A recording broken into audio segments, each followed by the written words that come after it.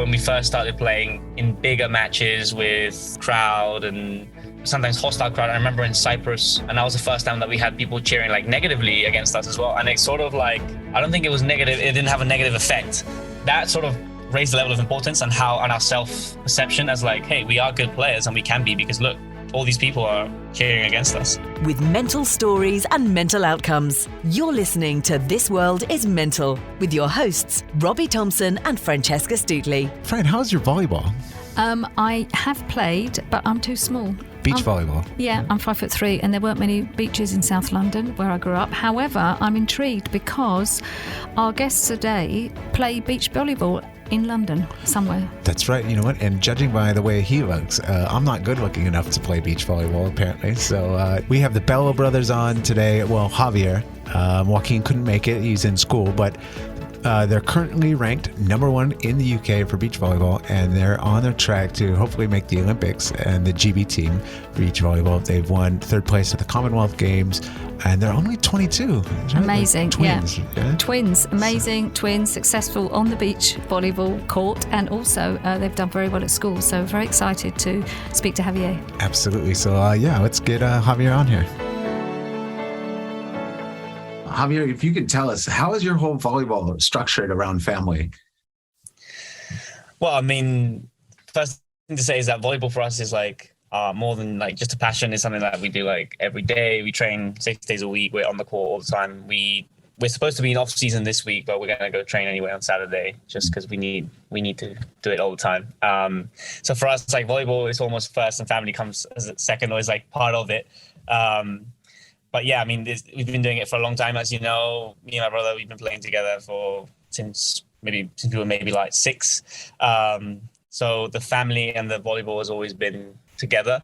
It's just that now, because the volleyball is taking up pretty much all of our lives, that that's become like the same thing now. Family volleyball, like it's just what we do together. It's kind of like our joint mission.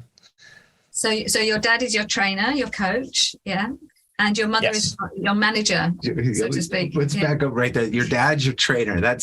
My dad's an engineer. He tried to teach me how to code years ago, and I fell off within 2 hours. So, I mean, I could just imagine, having your dad as your coach. That's got to be, how is that like?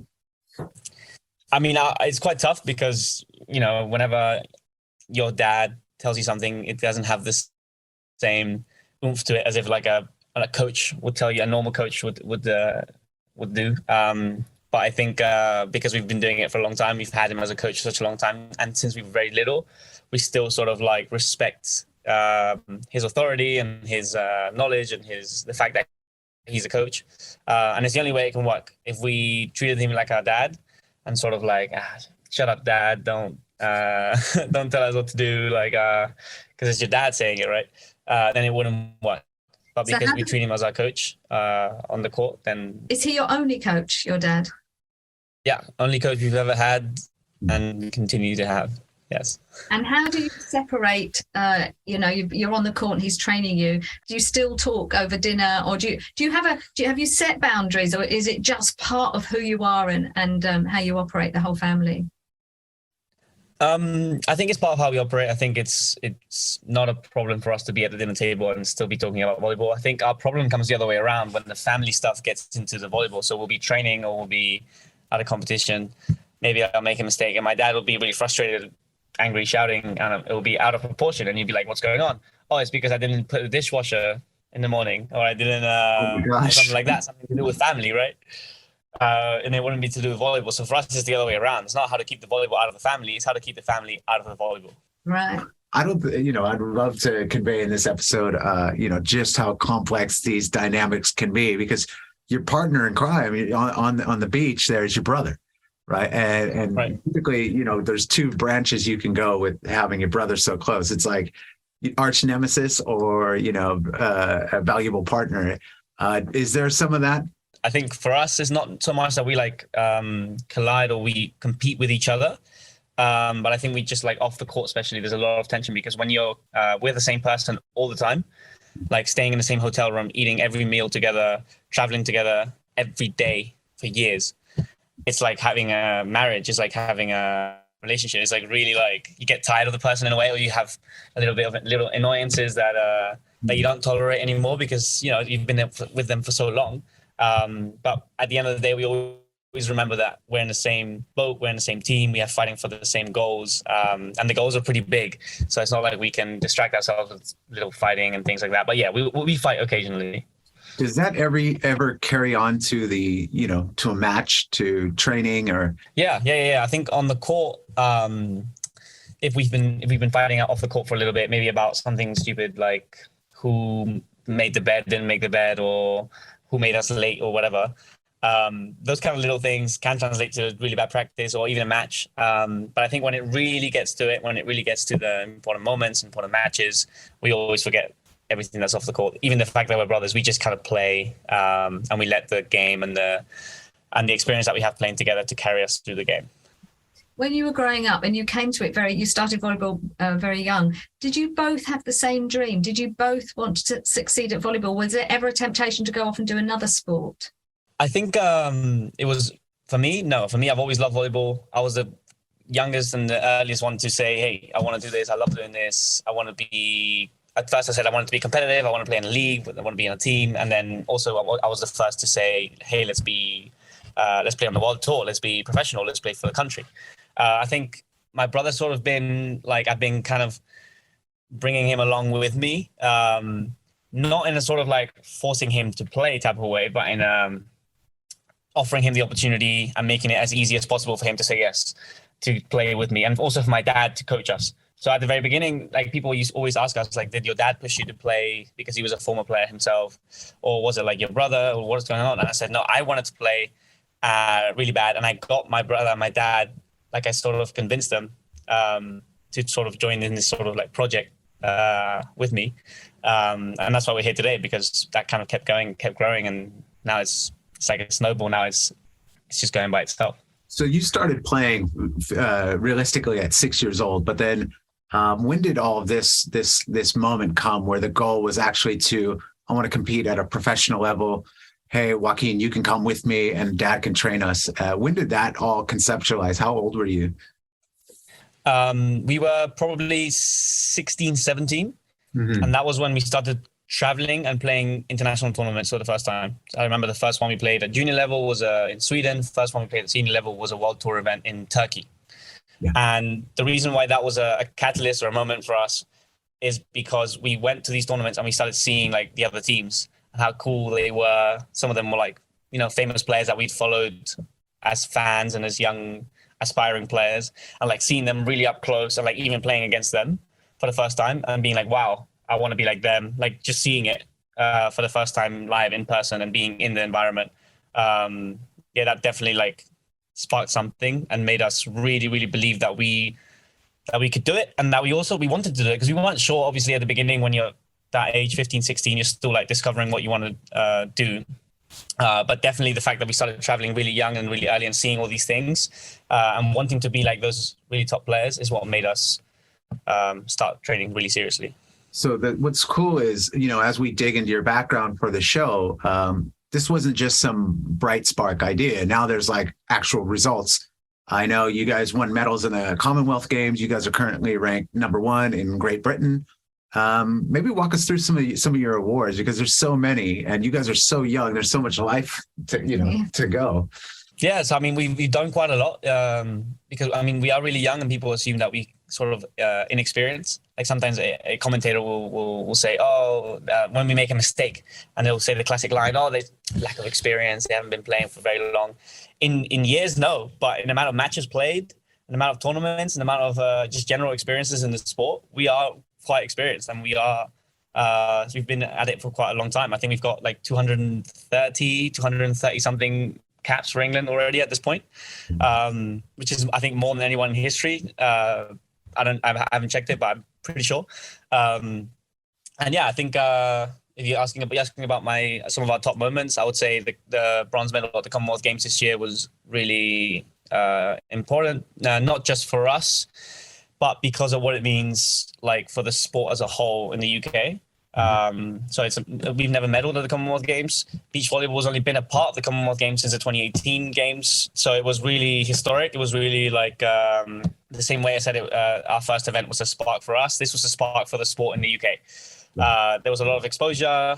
There was a lot of TV and media attention on us and on the sport. There was thousands of fans. They packed every game, which is really crazy to hear. Like in the UK, beach volleyball stadium packed in Birmingham as well, which is not a beach volleyball hub or city. It's not on the beach. It's not what you normally associate with the sport.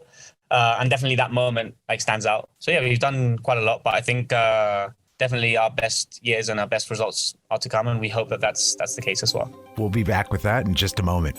As the owner of Pure Organic CBD, I can honestly tell you that if you're looking to buy CBD oil, whether it be for pain, sleep, anxiety, mood, emotional support, or even maybe just for your pet, there is no better product out there than our CBD at pureorganiccbd.com. Everything comes from Switzerland. It's all handmade. It's lab tested by professionals. And right now we're giving a discount for our podcast listeners with 20% off. Just use coupon code 20podcast at pureorganiccbd.com at checkout, and you'll receive a 20% first time discount. Anyways, back to the show. When you say England or the UK and beach volleyball, the kind of two don't go together. Where do you play it, and why did you choose to do the beach? And where are these beaches that they make? I've never seen a beach volleyball club or heard of it or anything. So, and was your father a regular volleyball player, or was he a beach volleyball player? And what's the difference? Right. So I'll unpack all of that. So my dad was an indoor professional player in Spain, and he worked for the Spanish Volleyball Federation for a number of years. Then when we moved to England, because of a job that my mother got, we started playing indoor volleyball here. And it was only because we started seeing that there was never going to be a really good indoor national team for England because of how much more it takes. It takes a lot more players, a lot more coaches, a professional league, all of these things to create a good team. We said, well, why don't we go play beach? Because there's only two of us. We can have our dad as a coach. And then that's why we started. That's why we made the transition, because we saw the opportunity. There was a lot more opportunity there, and it was only up to us. The responsibility wasn't on clubs and teams and other players. So that's the main reason why we went to beach. Then in terms of where we do it, so London 2012 Olympics was just about around this time when we had moved to England, just 1 or 2 years later. And they used the sand from the Olympics, literal sand, and they made facilities in London using that sand, like beach volleyball facilities. And we trained in one of those since the day it opened, pretty much. Wow, that's right. Yeah. London Olympics. Of course, Summer Olympics. Of course they have beach volleyball there. I didn't even think about that. Yeah. That's cool. Yeah, and it was hugely successful in the Olympics in 2012. We were there watching live. My dad was actually working for the Spanish Olympic Committee during those games. And we got some tickets to watch some of the beach volleyball there. And that was also, I would say, you know how I answered your question earlier about when we started to really want to play beach volleyball. This was an even earlier moment that I would say was also quite inspiring. At that point, we were really young, so we weren't going to say, "Hey, I want to be in the Olympics." But it definitely made us want to play and enjoy the game a lot more, because we sort of had that Olympic experience in our head. Speaking of the Olympics, is that an aspiration for you guys? Are you guys currently slated to go to the Olympics, or what's going on that front? Yeah, the Olympics is definitely on our radar. So the only thing is that it's very difficult to qualify. It's very few teams. There's a 24-team draw. Only the top 15 in the ranking, in the world ranking, qualify a spot automatically. Right now, we're ranked around 49 or 50. So we are relatively close, you might say. But there is a jump to be made between being in that top 50, you're in a professional tour, you're playing, you're getting good results, and then being in that top 15, that is really the elite professional players. I mean, that's what we're trying to be. And that's sort of our goal for next season. And do you guys ever have any doubts about your ascension to that goal? And how do you manage those? Because, to perform and dominate in a sport in your home country and bring that energy and passion to the Olympics, that's got to be a huge personal goal for you, and facing setbacks like that. How do you guys manage that, especially as a family unit? Well, you mentioned setbacks. I must mention, so my brother, for about 2 to 3 years, was suffering from abdominal tears. So he had an abdominal tear, muscle tear, in 2018 in the summer, playing in a U19 World Championship. And it recurred 3 or 4 times. And it became a very difficult injury, very painful injury that stopped us from playing for at least playing at 100% for years. And this was a huge problem. And there was a point where we said we might even stop playing. We were very, very close to stopping playing. And that's one of the major setbacks that people face in sport, but we had that big time. And dealing with that was really difficult for him, obviously, but also for me and for my dad, because we were fit and healthy and we wanted to train. But then our brother, who was a key part of the team, obviously, was in and out of trainings, in and out of competition, never playing free because he was always dealing with this nagging injury, one of those very difficult injuries that is always kind of there. Even to this day, if you look at scans of his abdominal muscle, it's about a third of one side is a third of the other in terms of size. So that's probably the major setback that we faced. And it was difficult, I think, but I think slowly, right, because time sort of was on our side, right? Give him time to heal, give him time to recover also psychologically, to get rid of the fear and the anxiety and things like that. Because as you might know, how you think really affects physically how you recover from an injury as well. So if he didn't take his time to rest, recover, and really feel 100% before coming back, he would really fear his injury and start feeling it more than he should. And pain is something very complicated as well. And it was it was a difficult situation. But now we're sort of on the other side, looking back, sort of really proud of how we came from that, and now we're still playing and still growing. So. Oh, that's awesome. I love that part about how your mind, and Fran knows this better than me. That's why I wanted to bring it up. The mind for healing. I mean, that's what you do, right? Yeah. Fran? Yeah. I mean, that's just incredible that you bring that up to, we hear that from a lot of professional athletes, and it just goes way under the radar for most people. What do you think, Fran? Javi, do you have any training? Do you have a sports psychologist? Do you have any of that help or support with winning and being a winner, and not only for your sport, but also you and your brother are grade A students as well. So what is the secret, if you like, to behind that? What do you do? What are the habits that you have that create the success that you have in both on and off the court and in your studies as well? I think sports psychology is a really important and really beneficial part of training that has been growing in the last few years, and knowledge about that has been growing, and people have been using that sort of pillar of training a lot more. It's not something that we've done that much. We have seen sports psychologists, but it's sort of been like a sporadic type of thing that we would do every now and then, not really a consistent part of our training. But that's also because I think we are surrounded by, our dad, also my cousin happens to be a professional indoor volleyball player as well. And a couple other people that are really strong personalities, and they really, not that they do the job of a psychologist, but their mindset, what they say to us, how they coach and guide us is, I think, one of the main reasons why we are competing at a high level and psychologically healthy competitors, and all these sports psychology stuff. I think we kind of covered it with our team around us rather than just with the psychologists. How does your dad coach you? Is he hard on you? Is he extra hard on you, do you think? What's his secret to motivating you with being strict, and how does he do it?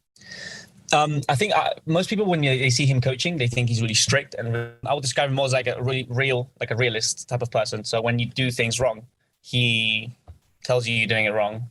When you do things right, it's your job. This is what you do. He's that sort of that type of coach that is really harsh and really real when you make mistakes, and then when you do things well, he doesn't like to throw too many good words your way. But we sort of know that. But we also know that he doesn't mean that inside he still knows that you've done a really good job and is really proud and is really happy. He just sort of doesn't like to give too much positive feedback, which is fine because that's sort of the way that we've had it for a long time.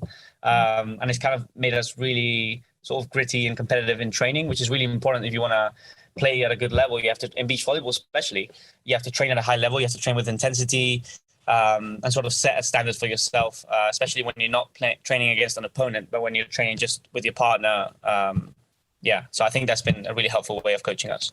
And what do you guys do for downtime? Do you have downtime? Because you've been working so hard studying and training. Do you have any free time? Do you take a day off? How do you manage your time? Yeah, time management is pretty tough for us. I think Joaquin has it a lot worse because he's doing medicine. So a lot of days, like even yesterday, he was in the hospital on a placement 9 to 5. Then he went to the gym for 2 hours, and then he came home and he didn't eat lunch, and it was very, and that's sort of happens a lot every day, almost every day. And then usually during the season, we train 6 days a week. So we only have 1 day off really. So if you're talking about proper downtime, it's usually Sundays here and there, which we use mostly to rest. So we might watch an NBA game, or we might, stay at home, especially because we travel a lot as well. For us, downtime is not so much doing things, but stopping from doing things. I got a quick question. So I saw this interview of you guys. I guess your brother Joaquin, he likes LeBron. Is that right? And you're more old school. You like Michael Jordan. Why do you like Michael Jordan over LeBron? I think Michael Jordan I just think he did it better. I think he was, obviously from a mental perspective, I like his mentality of like being super tough and being a competitive, all out trying to win type person. But also just the fact that I just think he's a better basketball player. I think he thinks that LeBron's skills and LeBron's statistics and all these things are better. Well, I always said Michael Jordan's a go, and it's an ongoing discussion, of course, and LeBron's still playing, but yeah.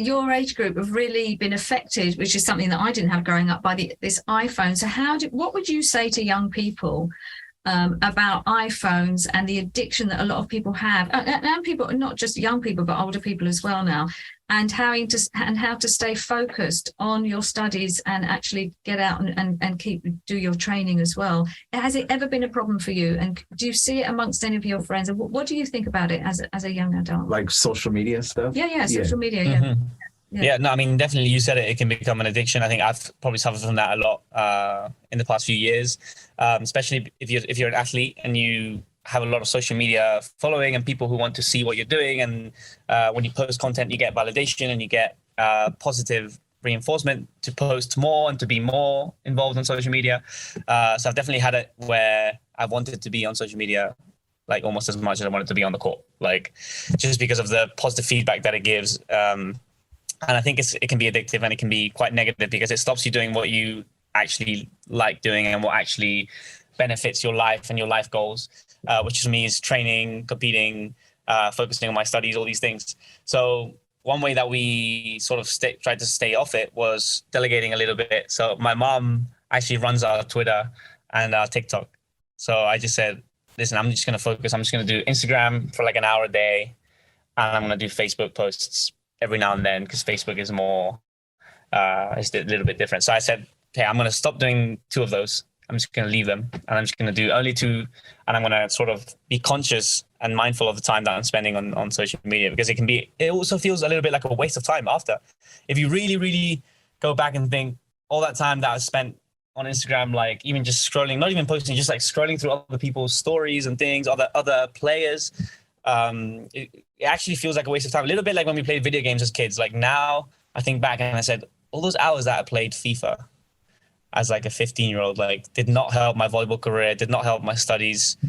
It has its place, but up to a certain point, any more, it's not really helpful. Wise words, very, very wise words. And who realised that they were on it too long? Was it you that realised, or did your family like, hang on a minute, we're spending too much time here? Was it you that thought, oh dear, I've got a little I think definitely both. Because when you start finding yourself on your phone, like when you're at dinner or when you're with other people, then you really know you have a problem. Because come on, social media is never urgent, right? Telling people about your life or looking at what other people are doing can't be as important as what you're physically in the moment doing, especially with other people. And it can also be a sign of disrespect or lack of awareness about other people when you're having a dinner table with your family or with other players at an event and you're on your phone. Yeah, I think it just sends the wrong message. And I think, I was guilty of that as well for a while, but I'm doing a lot better now. So Javier, you just a minute ago, you mentioned your mom. She's really kind of like your manager, right? Yeah, your brother and yourself's manager. It looks like she has quite a big lift there because you guys are trying to lift awareness of beach volleyball in Great Britain. Of course, your own personal careers and everything. How does that work out? Is there like any coordination, or is she just kind of like, she knows best and she marches on, you guys trust her? We definitely trust her, but we do work together. So her and I, especially, we deal with a lot of the planning for training blocks, for what competitions we compete in, and also the logistics of flights, accommodation, things like this to travel to competitions. So we do that together.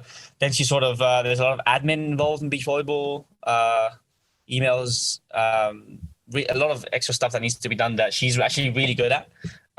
So she doesn't just do it because she's our mom. She's actually a very, very good manager. And I know many other teams, even higher level teams than us, top teams, would love to have someone as good as her managing them and doing what she does. So yeah, we definitely have a really big advantage with that one. And for people who maybe would like to start beach volleyball, how many volleyball courts are there in the UK, and how young did this start? How can somebody become involved?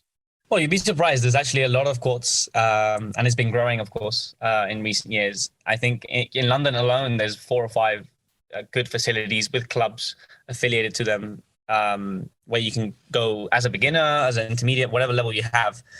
They usually have classes and they usually have programs for you to get involved with. Also in the coast, I think in Bournemouth, Brighton has some courts. Even in the north, in Yorkshire, they have, I think there's a lot of beach volleyball. You'd be surprised, there's actually quite a lot of clubs. And I think in terms of when to start, you can start whenever you want. I think if you feel that you're too old, then you are too old. If you feel that you are not, then you're not.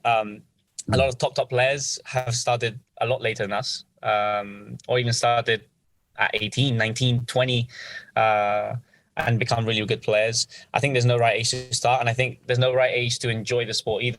So there's a lot of tournaments where I see local tournaments, national tournaments, where I see really old people or older people competing and enjoying the game. And I think that's one of the things that beach volleyball is really good at. It's a family sport. It's a sport for everyone. It's a sport that is really welcoming. And you see, when we were little, we were 12 years old, we were playing against the men. And even my dad now tries to play sometimes, and he's 53 now. So yeah, it's just really welcoming sport. And I think it's really easy to get involved with as well. Just look for your nearest club. So Javier, I wanted to circle back to the career side. You guys had this idea, and then around 16, it started becoming real with stands set up, with bleachers set up, and people cheering and all of this. How was that feeling? Did you ever think you would make to that level? All those years before.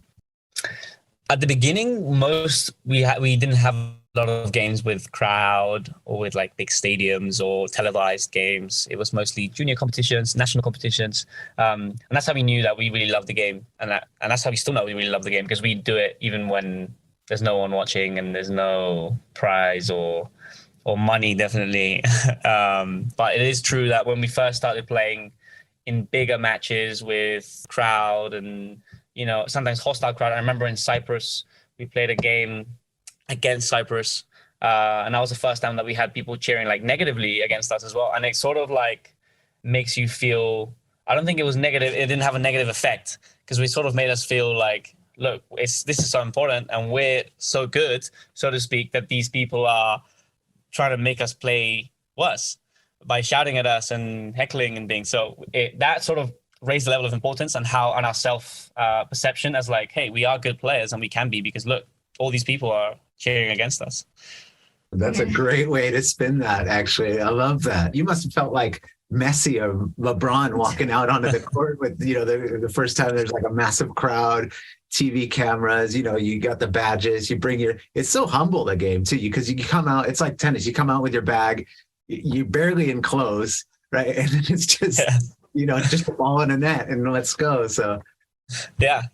And I think the first really, really big crowd was actually also it was in Youth Olympics in Argentina, and we were playing against Argentina in a quarterfinal, big match. And there was, I think, 4,000 or 5,000 people packed screaming against us. And again, now I think that was another really memorable. So when you talk about matches with crowds, I only think about the matches where we had crowds cheering against us for some reason, because that sort of had the biggest impact on us. And it's just sort of, I'm not sure if it's just us, but when people were cheering against us, we were playing even better, and we were really inspired to keep going and to even beyond that. Like now I just think back at, wow, those people were cheering against me. Like I have to train hard and I have to show them, you know? What about intimidation? Because that's a lot. I mean, Jordan did that, and he's always whispering in people's ear. He was all about messing up the psyche of the competitor. Do you guys practice those types of things? Anything like that going on in the sport? I think beach volleyball is a really friendly sport. So most players, we all know each other. We train together, which is something that's very rare. I think most other sports, they don't do that as much. But that being said, there is quite a lot of intimidation. There are moments in the game when you get a big block on someone, you get an ace, you get a really big spike through them, or it hits them in the chest, in the head, and then you have a moment where it's like you give them a look, you say something through the net. It can happen. I think it's not our personal brand, and our tactic is not we don't identify that much with that, but we've had it where people have done it to us. I've seen it with other teams doing it to each other, and it adds a whole new element to the game. But I think at the end of the day, if you're a really good player, you're a really good player, and you're going to win no matter what. I think it can only affect the game so much. Even I think when you talk about Michael Jordan and Kobe Bryant, these amazing players, when they did it, I'm not sure that it did anything to the opponent as much as it helped them. So Michael Jordan saying something to the other team, I don't think it made the other team defend him any less well or aggressively. I think it just made him get into a state of mind where he could perform at his best. And I think that's when people do it. So I remember like so many times in a timeout, I'll be frustrated with how we're playing, or that we're losing to a team that I think we shouldn't be losing to. And I'll just sit there and I'll look at my brother and say, these guys suck. These guys are not good. We're better than these guys. I'll literally be saying that in the timeout. And it sounds like a negative thing, but it's something that has always worked. Most times when I say that, we end up coming back. I think that's the advantage as well, that your brothers, and not only your brothers, your twins, you must have this, you don't know anything else. You've got nothing to compare it to, but you must have this secret connection where, there must be a flow there. It's not like you've met each other and decided to play with each other. There must be such a beautiful synchronicity between the two of you. You guys are killing it on your personal careers as well. I mean, we just heard that Joaquin's in med school right now, and he's ultra busy, but he's maintaining. You guys are still going after the Olympic dream. And then Javier, I mean, I know you've done excellent in school. I mean, what'd you study? I did PPE, so philosophy, politics, and economics. Mm-hmm. I just graduated, and I'm going to start a master's in September. Congrats. Yeah, congratulations. Where are you doing that? So I haven't enrolled yet, but I'm looking at King's College because of where it is. And I also have access to a lot of their facilities, and they have a good sports sort of program and support, which is good if I want to keep playing at the highest level. Not for my academics to push us back, especially because Joaquin is already so busy with his that if I don't have any flexibility as well, then it could be a problem. So I'm trying to make sure that whatever I enroll in is flexible enough for us to keep playing as well as we can. See, that's a good point that you bring up, the flexibility and purpose. Like every choice that you make has to be purposeful, right? And I'm not just talking about your time. I mean, you're performing academically, you're also performing physically. So like little decisions, how conscious are you when you make decisions on what to eat, what time to go to bed, how much energy you want to spend / waste with people, being social? How much thought goes behind each of those choices? That's a really good question, because I think it's something that has evolved a lot.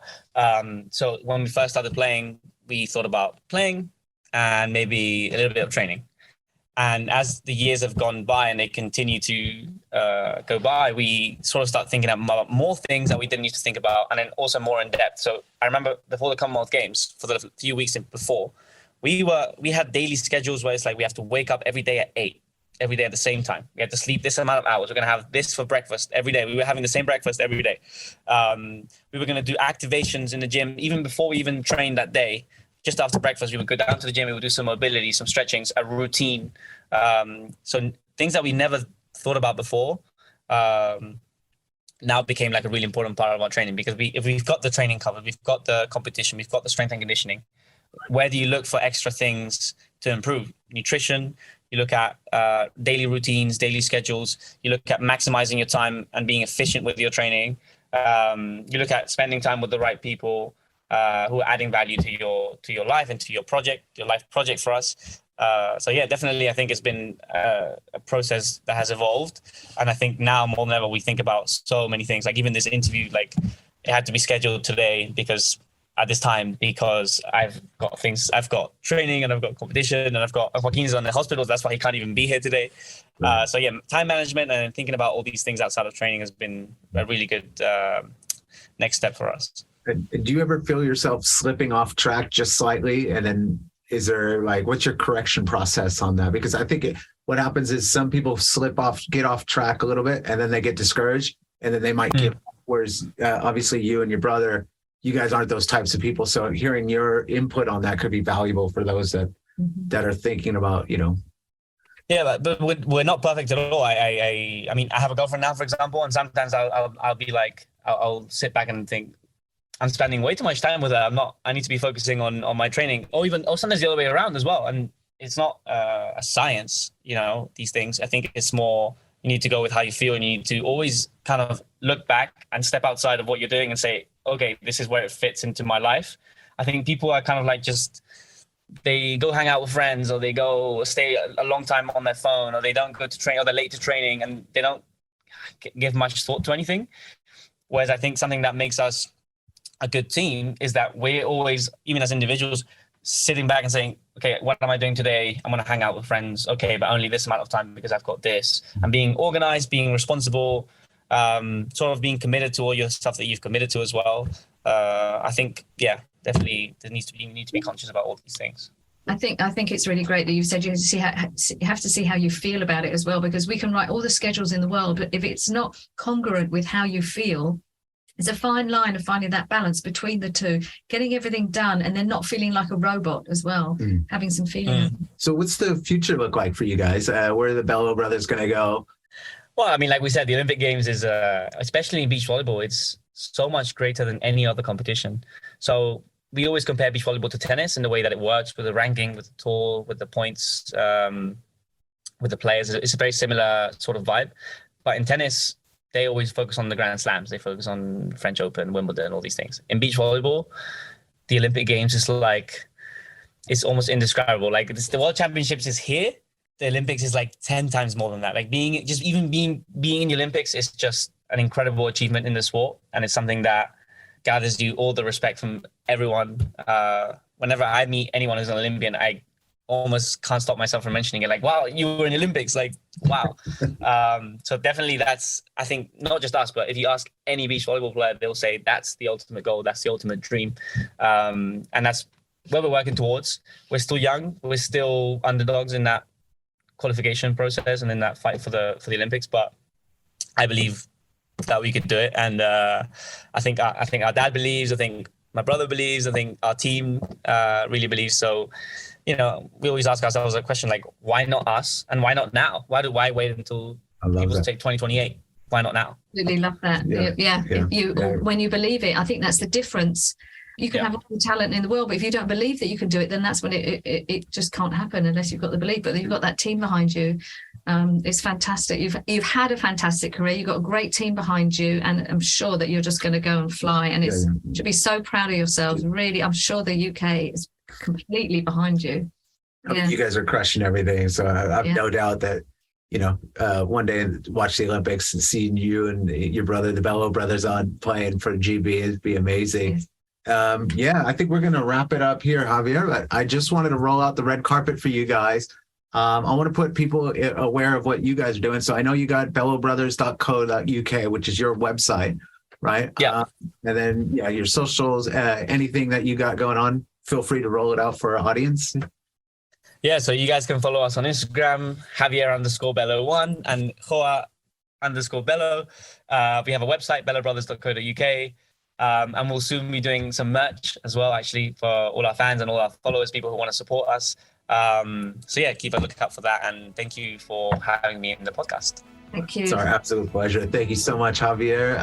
Our respect to Joaquin as well, and your whole family. Thank you so much for coming on. Yeah, thank you. Thanks, guys. Thanks for listening to This World is Mental. This episode's proudly sponsored by Pure Organic CBD. Go to pureorganiccbd.com and use promotional code 20podcast for 20% off your first order. You can follow us on social media like Facebook and Instagram, and stay tuned here for more episodes. Thanks for listening.